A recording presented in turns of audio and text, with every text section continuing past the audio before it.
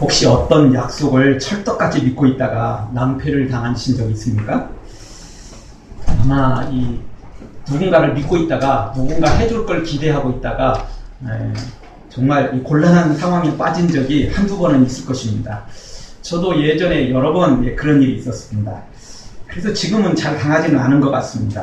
그런데 그게 좋은 일인지 안 좋은 일인지 저도 잘 모르겠습니다. 생각해보면 다른 사람들에게 속지 않을 만큼 현명해졌다는 이야기도 되지만 반대로 그만큼 다른 사람들을 잘 못 믿고 있다는 말도 되기 때문에 그렇습니다. 그래서 잘했다는 생각이 들다가도 또 한쪽으로는 내가 너무 세상에 지혜로 살고 있지 않는가 하는 생각을 떨쳐버릴 수 없습니다. 뱀처럼 지혜롭기도 해야 되지만 비둘기처럼 순결해야만 되는 게 우리의 삶인 것입니다. 그래서 우리 예수님을 믿는 우리는 참 삶이 어렵습니다. 세상 사람들은 안 속기만 하면 되는데 우리는 안 속는 것도 중요하지만 다른 사람을 돕는 것도 더 중요하기 때문에 그렇습니다. 설사 속는 한이 있더라도 돕는 걸 선택하는 게 어떻게 보면 우리가 해야 될 일인지도 모릅니다.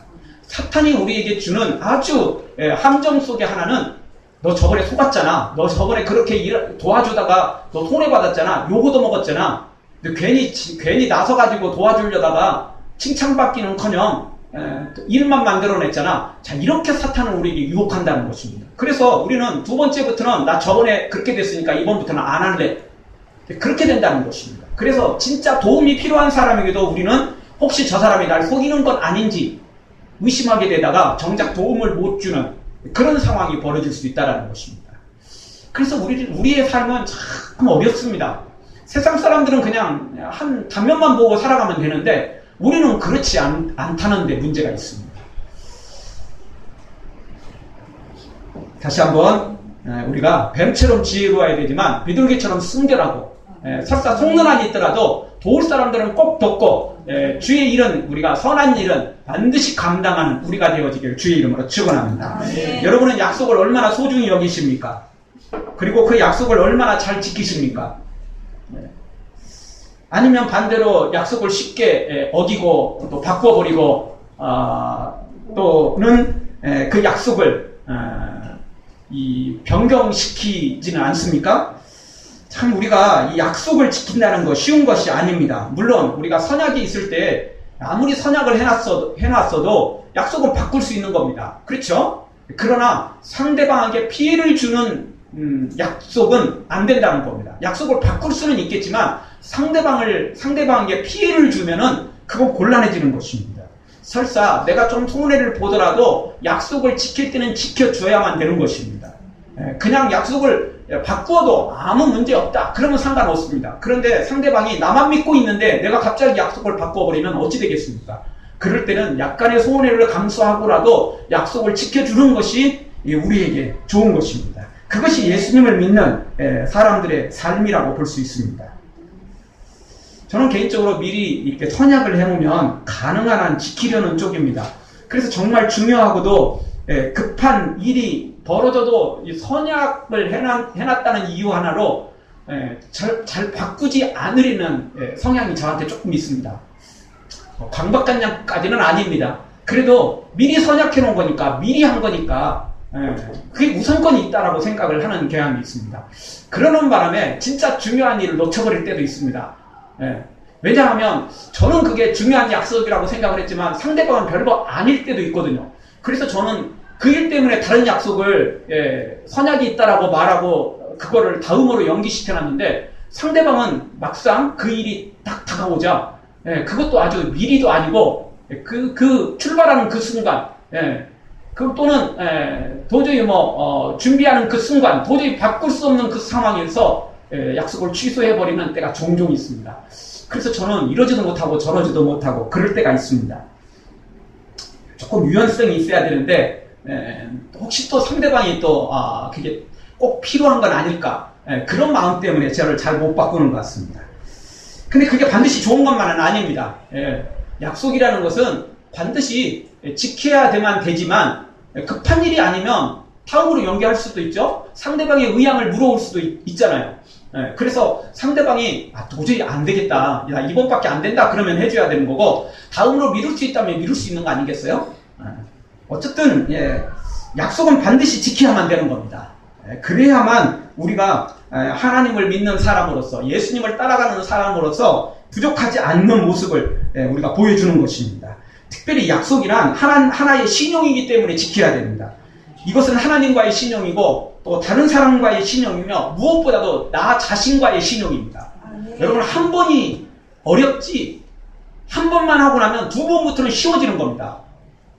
여러분, 주일을 어기는 것도 똑같습니다. 믿음이 내가 들어간 다음에는 주일을 한 번 어기면 막 큰일 날 것 같습니다. 하늘이 무너질 것 같고, 하나님께서 막 나타나가지고 내 다리라도 하나 부러뜨릴 것 같은 불안감이 들 때가 있습니다. 그런데 한 번 어겨보십시오. 그런데 아무 문제 없어요. 그러면 두 번부터는 쉽습니다. 두 번부터는 참 쉬워요. 저번에 빠졌더니 아무 문제 없더라. 약간 마음에 두려움만 있었을 뿐, 좀 염려가 될 뿐, 아무 문제 없더라. 그럼 이번은 쉬워요. 다음부터는 쉽습니다. 그래서요, 약속이라는 것은 어떻게 보면 하나님도 중요하고 사람도 중요한데 자기 자신과의 약속이 제일 중요한 겁니다. 자기 자신과의 신용을 지키지 않는 사람은, 그 이유는 다른 사람, 하나님은 안중에도 없이 약속을 어길 수 있는 것입니다. 그러나 자기 자신과의 약속을 잘 지키는 사람은 반드시 다른 사람과, 특별히 하나님과의 약속도 잘 지킬 수밖에 없는 것입니다. 따라서 오늘 우리는 가능한 다른 사람도 중요하고 또 하나님도 중요하지만 나 자신의 영혼과 마음을 지키기 위해서라도 우리는 우리의 약속을 지킬 줄 알아야 된다는 것입니다. 누가 보아서가 아니고 나 자신을 위해서 그런다는 것입니다. 바늘 도둑이 소도둑 된다는 말이 있죠. 바로 그것입니다. 자기 자신을 못 지키면 결국 모든 것을 다 어기게 되고 모든 것을 다 망치는 결과가 나타날 수 있기 때문에 그렇습니다. 자, 우리는 이렇게 신용이 조금 부족할 때도 많지만, 그런데 우리 하나님은 어떨까요? 우리 하나님께서도 우리하고 약속을 하신 것이 있습니다.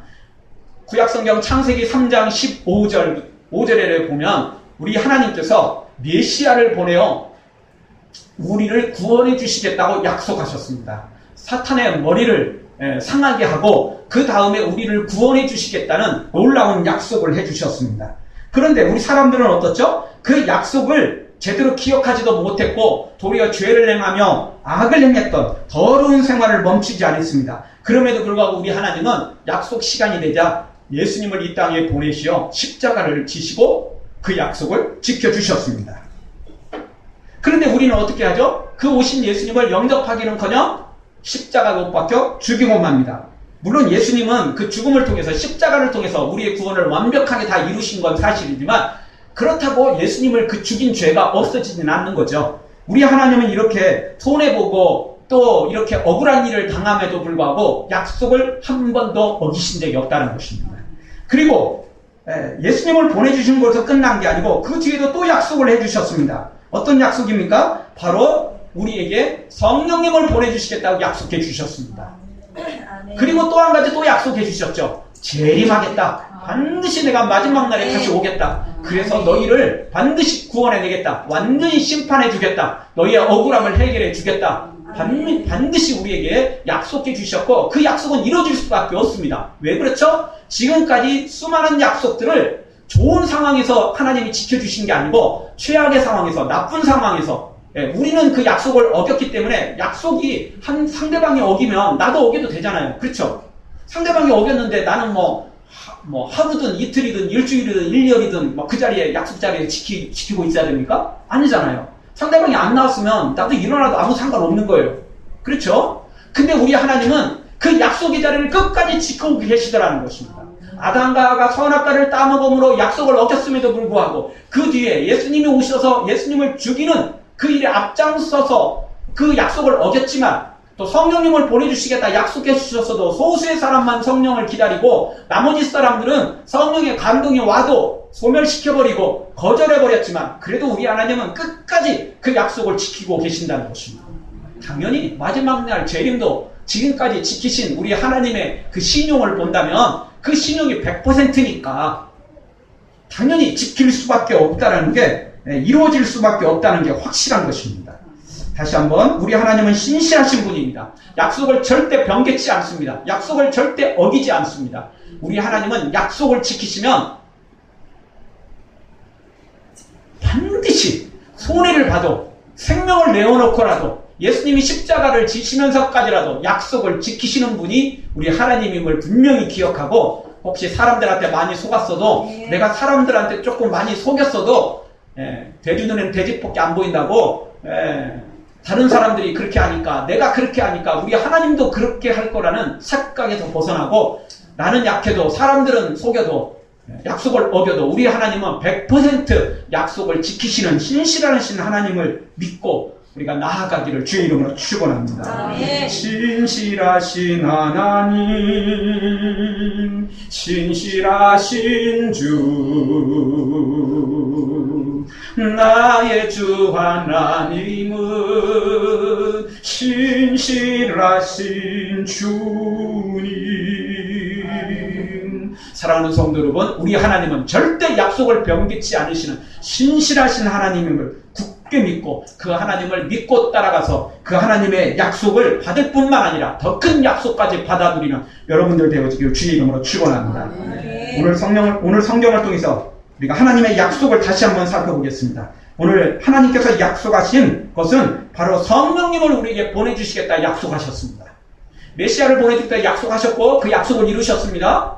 그 예수님을 보내시기까지 수많은 선지자들을 보냈고 수많은 하나님의 은혜를 부어주셨던 거죠. 그리고 지금 그 모든 약속들은 다 이루어졌고, 이제 우리에게 주신 약속이 하나 있다면 바로 그것은 성령님을 보내주시겠다는 약속이었습니다. 너희를 고아처럼 내버려두지 않겠다는 게 하나님의 약속입니다. 고아처럼 내버려두지 않고 우리를 지켜주시겠다, 보호해주시겠다, 인도해주시겠다, 그것이 약속인데, 그것을 어떻게 이루셨습니까? 성령님을 우리에게 보내주셔서 우리를 버리지 않으신다는 것입니다. 우리를 도우신다는 것입니다. 우리를 붙잡아 주신다는 것입니다. 아멘. 따라서 오늘 우리는 이 성령님의 우리에게 보내주시겠다 약속해 주신 거니까 그 성령님을 반드시 기다려야만 되는 것입니다.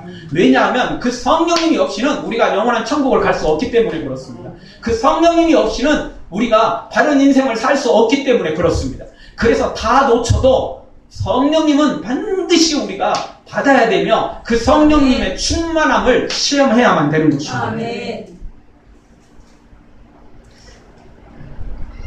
조지 뮬러의 고아원에 먹을 식량이 다 떨어지게 되었답니다.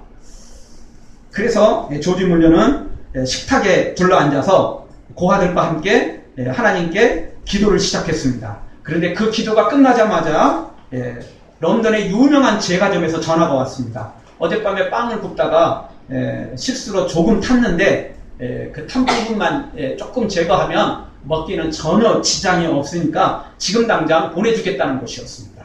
그리고 이미 출발해서 그것이 오는 중에 있었습니다. 그래서 그들은 식탁에 앉아서 빈 그릇으로 놓고 기도를 했지만 하나님의 놀라운 역사가 시작되었습니다. 그리고 또 그 빵을 받고 식탁에 다시 모여 앉아 하나님 앞에 감사 기도를 드리고 있을 때였습니다. 어떤 사람이 고아원 문을 두드리더니 자기 우유 배달 마차가 시궁창에 빠졌으니 좀 도와달라는 것이었습니다. 마침 고아원 앞쪽에서 그런 일이 벌어졌던 거죠. 그리고 여러 명의 사람들이 나가서 그 마차를 그 시궁창 속에서 건져내 주었습니다. 그랬더니 그 우유 배달 배달원이 고마워하면서 큰 우유 한 통을 주고 갔다는 것입니다. 그래서 빵과 함께 우유까지 하루아침에 기도 단 하나만으로 단숨에 모든 것들을 다 해결받아 버렸다는 것입니다. 그래서 이 조지 뮬러는 그 자기 일평생에 2만 번이 넘는 그 엄청난 기도 응답을 이렇게 체험했다는 것입니다.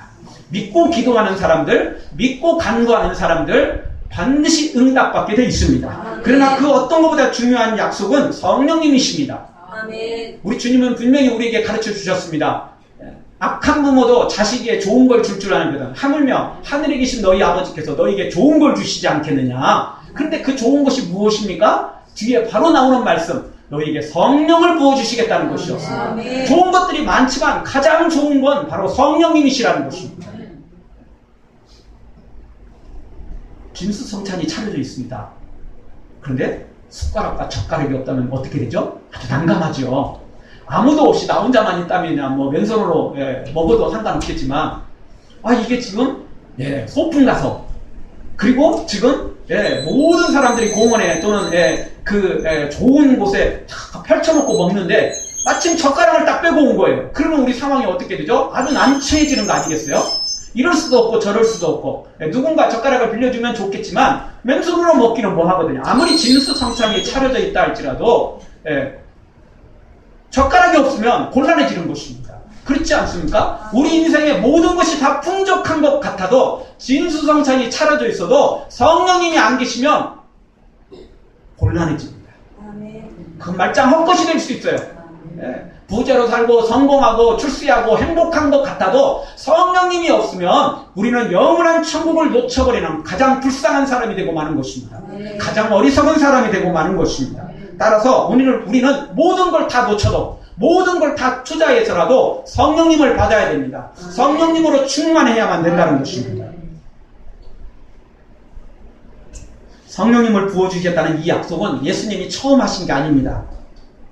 구약의 선지자들을 통해서 이미 몇천 년 전부터 우리 하나님께서 우리에게 성령을 부어주시겠다 약속해 주셨고 예수님이 승천하시면서 다시 한번 이제 몇 날이 못되어 너희가 성령을 받으리라 반드시 우리에게 약속해 주신 내용입니다. 요엘 2장 29절에 보면 그때 내가 또 내 신으로 남종과 여종에게 부어줄 것이며 성령을 부어주시겠다 약속해 주셨습니다.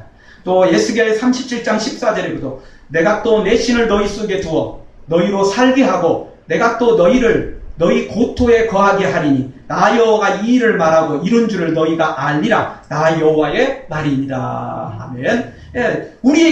우리 하나님의 신을 우리에게 부어주시겠다고 우리 하나님이 약속해 주셨습니다. 그리고 그 예수님이 다시 한번 확인시켜 준 후에 10일 후에 성령님이 임하셨던 것입니다.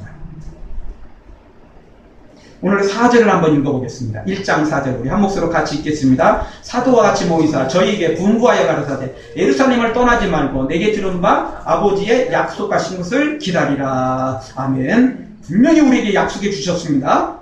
약속한 걸 기다리라는 겁니다. 누구입니까? 바로 그 성령님을 기다리라는 것입니다. 그러면 너희에게 성령이 임하시겠다는 것입니다. 사랑하는 성도 여러분, 수천 년 전부터 구약시대부터 선지자로부터 우리에게 성령님을 약속해 주셨고 예수님이 다시 한번 확인시켜 준 후에 오순절 마가의 다락방에 성령이 임하셨고 지금도 그 성령님이 동일하게 놀랍게 각 심령마다 각 교회마다 각 모든 가정마다 나라마다 모든 민족마다 성령님이 임하시는 걸 기억하고 그 성령님을 사모하고 소원해서 그 성령님을 받아 누리는 여러분들 되어지기를 주의 이름으로 축원합니다. 그러면 어떻게 하면 성령님이 임하실까요? 어떻게 하면 성령님이 임하시냐는 겁니다. 그것은 약속대로 기도할 때 성령님이 임하십니다. 약속대로 기도하지 않으면 소망하지 않으면 성령님은 임하시지 않습니다. 왜냐하면 성령님은 그냥 아무렇게나 임하는 곳이 아니기 때문에 그렇습니다. 거룩한 곳이 아니면 임하지 않습니다. 기도하지 않는 자리에는 절대 임하시지 않는다는 것입니다. 기도하는 그곳에 성령이 임하신다는 것입니다. 그런데 우리가 또 하나 알아야 될 건 대충 기도해가지고는 절대 성령님을 체험할 수 없다는 것입니다. 자, 오늘 성경을 통해서 우리가 다시 한번 알 수 있는 건 뭐죠? 예수님께서 예루살렘을 떠나지 말라는 것입니다. 그래야 성령이 임하신다는 것입니다. 예루살렘이 어디입니까? 예수님이 십자가에 죽으신 곳입니다. 구원의 역사가 일어나는 곳입니다. 그런데 그 예루살렘이 지금 만만한 곳이 아닙니다.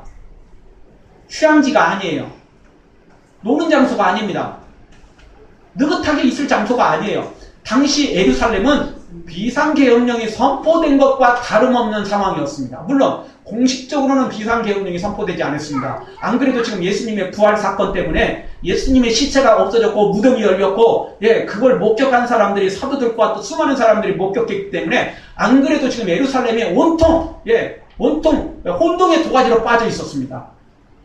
그 예수님을 왕으로 모시려다가 추대하려다가 갑자기 예수님이 죽으셨고 또 사흘 만에 예수님이 살아났다는 소문이 쫙 퍼졌기 때문에 그렇습니다. 그런데 그걸 공식적으로 비상계엄령을 선포하면 그 인정하는 꼴이 되잖아요. 그래서 공식적이 아니라 비밀 비상계엄령이 선포된 겁니다. 그래서 비밀 경찰들이 움직이기 시작했던 거죠. 그런 소문을 퍼뜨리는 사람 그리고 제자들을 죽이겠다는 것입니다.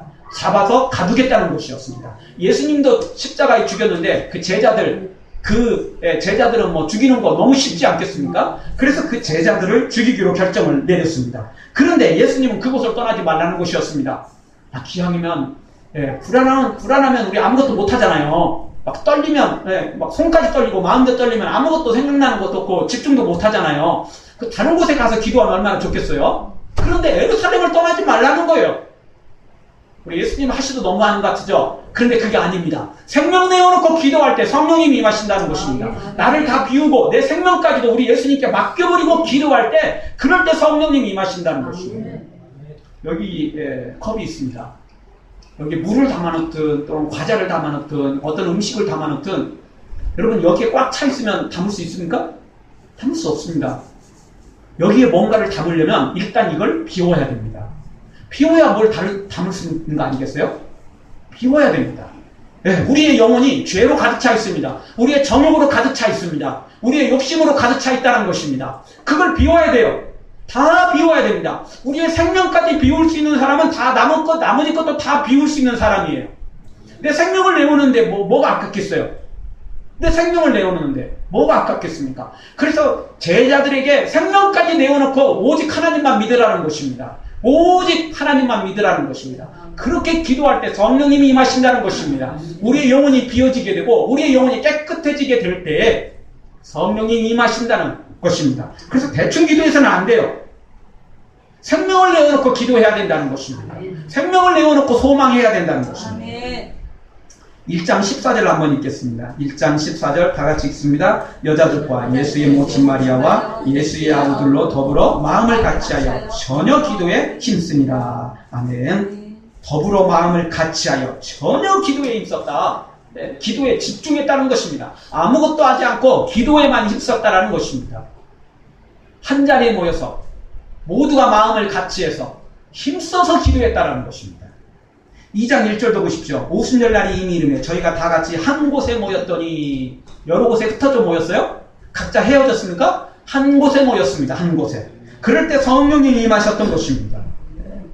굉장히 중요한 말씀입니다. 생명을 내어놓고 한 마음으로 그리고 한 곳에 모여 같이 기도할 때 놀라운 역사가 일어나는 것입니다. 4장 31절도 한번 읽어보겠습니다. 뒤로 넘기셔서 4장 31절 한 목소리로 다 같이 읽겠습니다. 빌기를 다음에 모인 곳이 진동하더니 무리가 다 성령이 충만하여 담대히 하나님의 말씀을 전하니라. 아멘. 자, 이미 오순절 성령 강림은 지나갔고 며칠 후에 일어난 일입니다. 4장 31절에는. 근데 이날에도 동일하게 기도를 열심히 했더니 무슨 일이 벌어졌습니까? 모인 곳이 진동하더니 무리가 다 성령이 충만해졌다라는 것입니다. 그러니까 성령 충만은 한 번 받아도 되는 게 아니고 오늘도 받고 내일도 받고 모레도 받아야 되고 이미 받은 사람도 계속해서 성령 충만해져야 된다는 것입니다. 아멘. 제자들은 계속해서 성령 충만한 삶을 살았던 것입니다. 언제? 기도할 때 36절 빌기를 다하네. 기도했더니 자, 이 기도는 진짜 생명을 내놓는 기도였습니다. 왜 그렇습니까? 3장에서 미문에 앉아있는 안전배기를 일으킵니다. 그리고 베드로와 요한은 체포됩니다. 그리고 체포돼서 뭐 했습니까? 너가 다시는 예수 그리스도의 이름으로 복음을 전하지 말고 전도도 하지 말고 아무것도 하지 마라. 강력하게 경고를 하고 내보냅니다. 그런데 제자들은 나와서 숨어버렸나요? 아니에요. 또 모인 곳에 한 곳에 모여 기도하고 또 달려가서 전도를 하기 시작했던 것입니다. 절대 멈추지 않았어요. 기도하는 것도 멈추지 않았던 것입니다. 두려워 숨지 않았다는 거예요. 이제 공개가 됐는데 이제 한번 체포됐잖아요. 이제 비밀경찰들을 따라붙지 않았겠어요? 어디에 모이는지 어디에서 기도하고 있는지 이제 다 들통났어요. 그런데도 불구하고 이들은 기도하는 걸 멈추지 않는다는 것입니다. 진짜 생명을 내어놓고 기도하는 제자들이었던 것입니다. 그랬더니 또 성령이 강력하게 임재하시는 것을 오늘 성경을 통해서 보게 됩니다. 우리 한국교회가 갈수록 기도 자리가 비어가고 있습니다. 주일 낮 예배는 어떻게든 그냥 소위 꾸역꾸역이라도 어떻게든 나오는데 나머지 예배는 텅텅 비어가요. 주일 찬양 예배, 수요 예배, 특별히 금요 이 기도회 이게 더 많이 비어가고 있습니다. 이제 먹고 살만한다는 이야기죠. 이제는 재밌는 TV도 집에 다 있고 좋은 침대와 안락한 모든 좋은 것들이 다 있으니까 또 그 밤에 기도회 자리에 나오기보다는 친구 만나고 또 문화생활하고 다 좋은 것들이 너무 많잖아요. 그러니까 안 나와요. 안 나와요. 예. 옛날에는 진짜 병든 몸을 이끌고라도 나왔고 정말 어거지로라도 정말 나와서 기도하려고 했는데 이제는 안 나와요. 안 나옵니다. 안 나와요. 왜 그렇죠? 먹고 살만하다는 거죠. 이제는. 예. 이제 뭐 천국 갈 믿음만 있으면 되지 뭐 금호 기도회까지 언제 이런 생각들이 너무 많습니다. 그러나 절대 그렇지 않습니다. 먹고 살만하니까 더 위험한 것입니다. 예, 세상에 유혹거리가 너무 많아요. 예, 그저 예전에는 그냥 예수님만 믿으면 천국 가는데 아무 지장이 없었지만 지금은 전혀 그렇지 않다는 것입니다. 너무 유혹거리가 많아서 제대로 믿지 않으면 곤란한 것입니다. 옛날에는 그냥 교회 다니는 것 자체만으로도 이미 큰 믿음을 가진 거라고 볼 수 있습니다. 근데 지금은 교회 다닌 것만으로는 되지 않습니다. 왜? 가짜들이 너무 많으니까. 교회에 나와도 교회가 너무 세속화돼 버렸으니까 진짜 믿음을 갖지 않으면 천국 갈 수 없다라는 것입니다. 그러니까 대충 믿어서는 안 돼요. 대충 믿어서는 안 된다는 것입니다. 옛날에는 교회 다니는 것 자체가 큰 어려움이었습니다. 그래서 교회 나오는 것만으로도 이미 구원받은 거예요. 왜? 수많은 핍박과 어려움을 이겨내고 교회 나온 거니까. 저도 어렸을 때 학생 때 교회 나오는 거 참 힘들었습니다. 어렸을 때 저는 참 저희 집 정문으로 교회를 제대로 다녀본 적이 별로 없습니다. 다 담 넘어 다녔습니다. 남의 집 담 넘어간 건 아니고 우리 집 담 넘어 가서 교회를 갔다고요. 도둑놈은 아닙니다. 우리 집 담 넘어가서 왔어요. 왜? 정문으로 가다 걸리면 교회 못 가니까. 눈치 봐갖고 그냥 담 넘어 다녔어요. 맨날 힘들었어요. 그렇게 해서 교회 가는데 여러분 교회 가서 놀겠어요? 그렇게 어렵게 교회 갔는데 놀겠습니까? 아니에요. 그런데 저는 지금 목사가 돼서 교회 안에 날마다 있잖아요. 이런 때가 위험한 거예요. 생명 내어놓고 핍박 이겨내고 교회 나온 것은 대단한 믿음을 가지고 있고 그 마음도 대단했지만 지금처럼 이렇게 교회에 앉아있으니까 그게 더 위험한 거예요. 여러분 홍수가 나면 정작 어떤 물이 없어지죠? 먹을 물이 없어지는 겁니다. 물 자체가 오염돼 버렸어요. 홍수인데 먹을 물이 없어지는 거예요. 정작 교회 나오기 쉬운데 진짜 믿음은 없어지는 거예요. 위험한 겁니다. 위험한 거. 이런 때 조심해야 돼요. 그래서 우리가 기도하는데 열심을 내야만 되는 것입니다. 우리도 금요 성령 집회 하고 있습니다. 뭐 규모 기도회라는 이름을 붙이든 성령 집회를 붙이든 그게 중요한 건 아니겠지만 그래도 특별히 금요일 날에는 성령을 사모하면서 우리가 기도하고 있습니다. 여러분도 정말 기도의 자리, 개인적인 기도도 열심히 하시고 또 한 곳에 모여서 기도한 것처럼 여러분도 정말 이 금요 기도 성령 집회 그리고 나머지 기도 시간에 항상 같이 찾아오셔서 시간 남는 대로 찾아오셔서 같이 기도해서 성령 체험을 하시기를 주의 이름으로 축원합니다. 두 번째, 성령이 어느 때 임하십니까? 기도할 때뿐만 아니라 순종할 때 성령님이 임하십니다. 순종하지 않으면 성령이 임하시지 않습니다. 순종하지 않으면 성령이 오셨다가도 다시 성령이 떠나버리십니다. 성령을 근심하게 하면 성령이 근심하다가 결국 떠나버리는 것입니다. 따라서 우리는 성령을 근심하게 해서도 안 되고 혹시 근심하게 했다 할지라도 빨리 회개하고 다시 믿음으로 세워지지 않으면 안 된다는 것입니다. 그런데 언제 성령님이 근심하십니까? 우리가 순종하지 않을 때 성령님을 체험해 놓고도 성령의 감동을 받아 놓고도 성령의 은사를 체험해 놓고도 그 은사를 활용하지 않고 순종하지 않을 때 성령님이 근심한다는 것입니다. 오늘 성경 5장 29절을 한번 읽겠습니다. 29절 다 같이 읽겠습니다. 베드로와 사도들이 대답하여 가로되 사람보다 하나님을 순종하는 것이 마땅하니라. 제자들은 뭐 했습니까? 순종했다는 것입니다. 순종. 더더욱 순종할 때 성령님이 임하신다는 사실은 32절에서 정확히 가르쳐줍니다. 32절을 한 목소리로 읽겠습니다. 우리는 이 일의 증인이요 하나님이 자기를 순종하는 자들에게 주신 성령도 그러하니라 하더라. 아멘. 성령님이 누구에게 오셨다고요? 하나님이 자기를 순종하는 사람들에게 주신 성령도 성령을 누구에게 부어주셨다고요? 하나님께 순종하는 사람들에게 성령을 부어주셨다는 겁니다. 기도해서 성령 받았어도 순종하지 않으면 성령이 근심하다가 결국은 떠나버린다는 것입니다. 성령님을 체험해놓고 성령님이 떠나버리는 사람들이 한둘이 아니에요. 성령님의 놀라운 은혜를 체험해놓고 성령의 사람이 아니라 정작 교만한 사람이 되고 사탄의 사람이 되어버리고 악한 사람이 되어버리는 경우가 종종 있다는 사실을 우리가 성경을 통해서 보게 됩니다. 그리고 지금 우리 한국교회 수많은 목회자들과 수많은 간증자들이 이렇게 되어가고 있습니다. 성령 충만 한번 받으면 다 끝인 줄 알아요. 그리고 주신 성령으로 하나님을 섬기는 게 아니고 순종하는 게 아니고 자기 이름을 드러내고 자기 명예를 드러내고 돈을 챙기고 교회 안에서 권력을 챙기고 하나님의 이름으로 자기 배를 채우는 어리석은 자들이 너무 많다는 것입니다. 순종하지 않으면 성령님이 떠나십니다. 그리고 순종하지 않으면 계속해서 성령은 임하시지 않는 것입니다. 분명히 기억하십시오. 우리가 그동안은 기도만 하면 성령님을 체험할 수 있다. 그런 이야기는, 그런 설교는 수없이 들어왔고, 그런 설교도, 그런 성경도 여러 번 읽었을 것입니다. 그러나 오늘 32절 말씀. 하나님이 자기를 순종하는 자들에게 주신 성령도, 순종할 때 계속 성령님이 임재하시고, 순종할 때 계속하여 성령님이 역사하신다는 것입니다. 아멘. 우리가 순종하지 않으면 성령님은 떠나버리십니다. 아멘. 우리가 순종하지 않으면 성령님은 다시는 우리에게 계속해서 말씀하시지 않고 역사하지 않는다는 것입니다. 아멘. 그러면 우리가 어떤 순종일까요? 바로 그것은 전도의 순종입니다. 여러분, 사도들이 성령 충만 안 받고 바로 시작한 게 무엇입니까? 전도하기를 시작했습니다. 방언으로 전도하기를 시작했죠. 외국인들이 많이 모여왔기 때문에, 실제는 유대인이지만 이민 가서 이민 2세, 3세들이 많았기 때문에 유태어를 할 수가 없었어요. 히브리어를 할 수가 없었던 거죠. 그래서 이들이 뭘로 말했습니까? 각자 그 나라의 언어로 말하기 시작한 거예요. 그게 방언으로 전도한 거예요. 방언 기도가 아니고 방언 전도예요. 외국어예요, 외국어. 외국어로 전도하기 시작했다는 것입니다. 그리고 이미 우리가 읽은 것처럼 사도들도 베드로와 요한도 감옥에 한번 갇혔지만, 체포됐지만, 그리고 나와서도 여전히 전도하는 걸 멈추지 않습니다. 그리고 오늘 5장 29절에도 너희 말과 하나님 말씀을 어느 것이 순종하는 게 좋겠느냐? 두말할 것 없다. 우리는 너희 말을 듣는 게 아니고 하나님 말씀에 순종하겠다. 생명을 내어놓고 순종하더라는 것입니다. 그래서 하나님이 자기를 순종하는 자들에게 주신 성령도라는 분명한 문장을 우리에게 주고 계십니다. 순종할 때 성령님이 임하시는 겁니다. 옛날에 성령님 체험했다고, 옛날에 성령의 은사를 가지고 있다고, 그리고 지금도 그 은사가 계속되고 있다고 성령의 은사라고 착각하시면 안 됩니다. 처음에는 성령님이었을지 모르지만 나중에는 성령님이 떠나시면 사탄이 찾아오게 돼 있습니다. 귀신이 찾아오게 돼 있습니다. 그런데 그 귀신이 그걸 다 뺏어가 버리냐? 귀신도 그런 능력이 있다는 겁니다. 귀신도 광명한 천사로 유정하고, 귀신도 놀라운 기적과 능력을 행하는 것입니다. 말세 우리가 기억해야 됩니다.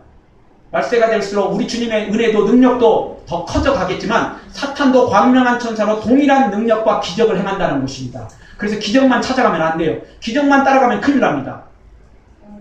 예수님의 이름으로 귀신을 쫓아내고 병든 자를 일으키고 놀라운 기적을 행했어도 예수님이 책망하시면서 저 지옥으로 떨어뜨리는 장면이 예수님의 비유를 통해서 드러나지 않습니까? 그래서 기적만 따라가면 안 돼요. 기적만 따라가면 안 됩니다. 우리가 따라갈 것은 무엇입니까? 성령님이십니다. 성령님 따라가다가 기적이 나타나면 아멘이고, 성령님을 따라가다가 고난이 닥쳐도 순교의 길을 걸어가도 그때도 우리는 아멘인 것입니다.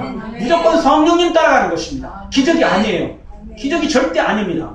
성령님 따라가다 보면 자동으로 기적은 나타나게 돼 있고 자동으로 놀라운 역사는 일어나게 돼 있는 것입니다. 설사 또 그것이 일어나지 않더라도 고난을 당하고 순교를 당한다 할지라도 천국에서 그만큼 보상받을 거니까 우리는 절대 손해볼 일이 없는 것입니다. 다시 한번, 우리가 순종할 때 성령님이 임하십니다. 전도에 순종해야 됩니다. 그리고 전도라는 건 말로만 되지 않습니다. 아무리 우리가 예수님 믿으세요, 전도해도 소용없습니다. 우리의 삶이 바르지 않으면 안 됩니다. 바로 사랑해야 되죠. 그래서 예수님이 마지막에 제자들에게 주신 말씀도 너희가 서로 사랑하라. 너희가 서로 사랑할 때 너희가 내 제자인 줄 알리라. 사랑하라고 했습니다. 우리가 서로 사랑하면서 전도를 하면 전도의 역사가 드러나게 되어 있습니다. 말로만 하면 안 돼요. 그러면 어떻게 하죠? 니네들이나 잘 믿어라. 개떡같이 믿으면서 야, 그렇게 다니는 교회 나는 안 다니겠다. 이렇게 말하죠. 우리가 서로 사랑할 때, 그렇게 사랑하면서 전도할 때 나도 그 속에 들어가고 싶다는 소망이 생기는 것이며, 우리를 바라볼 때 아, 교회는 다르구나. 예수님 믿는 사람들은 다르구나. 그들이 보게 되고 느끼게 되고 그럴 때 우리의 전도를 받게 된다는 것입니다. 말로만 해서는 안 돼요. 말로만 하면 도리어 핍박이 옵니다. 도리어 거절합니다. 니나 잘 믿어라. 그따위로 믿으면서 뭐 교회 다닌다고? 우리 보고 천국 가자고? 나는 너 같은 놈이 가는 천국에는 나는 안 가겠다. 너 같은 놈이 다니는 교회는 절대 안 다니겠다. 이런 이야기를 들어서는 곤란해진다는 것입니다. 우리 한국교회가 지금 그런 비난을 받고 있습니다. 다시 한번 우리가 서로 사랑해야 됩니다. 하나님의 사랑으로, 세상의 사랑이 아니라 하나님의 사랑으로 하나님을 사랑하고 우리 성도들을 사랑하며 저 죽어가는 영혼들까지 사랑해서 그들을 전도할 때, 이렇게 순종할 때 성령님이 더 강력하게 역사하신다는 것입니다. 성령님이 우리에게 주시는 은사들은, 성령님이 우리에게 주시는 모든 은혜들은 무엇하라고 주신 겁니까? 하나님의 나라를 확장시켜가라고, 교회를 세워가라고. 순종해서 전도하라고, 영혼을 구원해내라고 이렇게 성령님을 부어주신 거예요. 귀신을 쫓아내서 자랑하라고요? 그렇게 해서 우리 교회만 부흥하라고요? 그게 아닙니다. 하나님 나라가 확장되는 것이 중요한 목적이지, 나만 복 받고 우리 교회만 부흥한다고 다 되는 게 아닙니다. 우리 교회가 아무리 부흥해도 우리 한국교회가 점차점차 쇠락하고 쇠퇴하고 뒤로 물러가고 있다면 우리는 눈물로 주님 앞에 기도해야 될 것이며, 비록 우리는 부흥이 되지 않다 할지라도, 비록 나 자신은 큰 기적이 안 나타난다 할지라도 하나님의 나라가 확장된다면 그것으로 우리는 할렐루야 할 수 있어야 된다는 것입니다. 그럴 때 성령의 역사가 강하게 일어난다는 사실입니다. 오늘 말씀 정리하겠습니다.